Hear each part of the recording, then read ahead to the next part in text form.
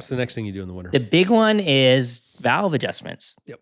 And I think there's confusion because people say, oh, valve job is not a valve adjustment. Yes, good point. Right? And so a lot of people's like, oh, my bike needs a valve job. Unlikely. Probably not. Yeah. You need a valve job. You need a valve job when you don't do valve adjustments. Right. Yeah. So part of how motorcycles make the incredible amount of power they do for how small they are, they'll use basically a real solid kind of connection between the cam lobe and the valve. So it keeps the tolerance within a very specific spec.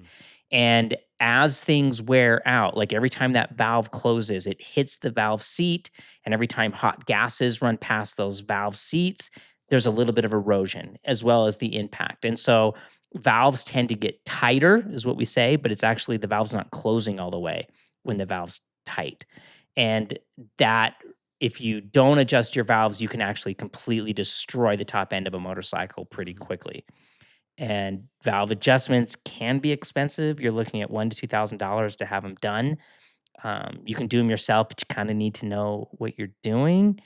But valve adjustments, I think, are one of the things that are completely neglected and overlooked. People don't really think they need to be done, and they do. Unless you're on a Harley or something with a pushrod motor, and a pushrod motor uses oil to set the valve tolerance. Yep. But that's why a Harley only makes like 50 horsepower, where an RSV4 makes 250 horsepower. Exactly. Yeah. Because that's a big factor. Yeah. So there's several different valve train systems, but assuming we're talking performance bikes, you're going to be talking dual overhead cams systems almost always. Those cams that sit on top of above the valves, basically, as they are rotating, the lobe is spinning and pushing down. What it's pushing down on is typically either, they call it a shim under bucket. So there's like a little smooth, really high polished bucket. It literally looks like a bucket. Upside down. And then beneath that, there's a little shim, and it's just a little disc. It's very, very, very tiny, but it's precisely ground to a certain thickness. That is what transfers the force from the lobe as it pushes the bucket down, and which actually pushes the valve open, and then the spring snaps it back shut. So like what Dave's saying here, over time, there is a little bit of clearance within that, but we're talking it's usually 0.10 millimeters. Yeah, it's nothing. That's usually like between 0.15 and 0.10 millimeters is your tolerance when the engine's cold. It's like feeler gauge tolerance, right? It's really, really thin. But over time, as the valve gets pushed open and then snaps shut again, it's like Dave said, it's kind of jackhammering away at that valve guide and eroding it and pushing the valve up in, which is why the tolerances get tighter over time, because it actually takes away that clearance. It's not allowing the valve to close all the way. You lose performance. Yep. You get blowby. Yep. Blowby absolutely destroys the top end of an engine. And then blowby is hot gases going past a valve that's not closed all the way. Exactly. Yeah. So all kinds of reasons, but it's not a difficult maintenance job to do, but it does require a bit of knowledge. No, I don't even want to say specialty tools. It's not that complicated. Some of them require a lot of specialty tools because maybe that's true. Like the Aprilia behind you requires some crazy stupid. Yep. There's also shim over bucket systems where the bucket looks like it's hollow on the bottom of the bucket, like a Harbor Freight bucket. There's that lip around it, and a big giant shim will sit in the top of the bucket, and the cam lobe actually rotates on that. And you need a special tool to hold the valve open so you can get it while the cam lobe's up, so you can get and the engine timing's all part of this. You have your a cam chain tensioner usually has to be loosened and then reset at the end of it. So there's a bunch of steps along the way. None of them are difficult or complicated. It just requires a little bit of know-how. Yep. So if you don't want to take it on yourself, the great thing you can do is just take it to a shop and take off all the stuff before you bring it to them. Yeah, make it easy for them. Right? Yeah. So the bike behind Brian right now actually just had the valve adjustment done. I took it to the mechanic in this condition. It just came back like a couple days ago, which means I took all the bodywork off. I left the gas tank because they need to run the gas tank to run it to check, and everything else has been taken off. And it just saves hours and hours, so he doesn't have to take the bodywork off, doesn't have to take the seat out, doesn't have to do all these things. Because the point with that is most of us are able to take our own bodywork off, at least, right? You can remove those things.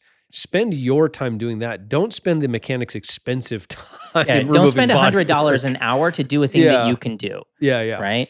And a good shop is going to not like they'll charge actual hour rate as opposed to a flat rate. I don't like flat rates. Some shops do it just because they need to survive, and a flat rate is a valve adjustment costs X amount. Yeah. End of discussion. But even still, I would rather have my bodywork in my garage hang on my wall than to take it to a shop. I've been to some shops where they just lay the bodywork on the ground and hope nothing falls on it. Yeah. Right. And it's, things happen. And so anything I can do preemptively. The reason why this is the other reason I'll bring up about why this is important to do in the winter is right about now, your shops are looking for any work to keep the mechanics moving, right? Because new bikes stopped going out the door a while ago and people stopped bringing things in for maintenance, and it's kind of a dead time for them. So they've got more time to work on this. Don't bring your bike to the mechanic in March or April and think, hey, I'm going to get their full attention right now. Like, your bike is one of a line of bikes that he needs to get serviced. Right now, they've got time. Right. Right now, because a lot of shops, if they don't get work coming in now, they'll lay off a lot of their technicians over winter, and they got to go get on unemployment. Yep. And it's really stressful. And for a good technician, it's a hard time. But so when you bring them a bike now, they're going to be so excited that they're not going to get laid off and have to go deal with all of that they're going to wipe everything down, and they're going to be Take meticulous. their time, yeah. They're going to absolutely take their time. You're going to get the highest level of attention Yep. that you possibly can. And that leads us into the other big thing that you need to do over winter. Yep. And that's tires.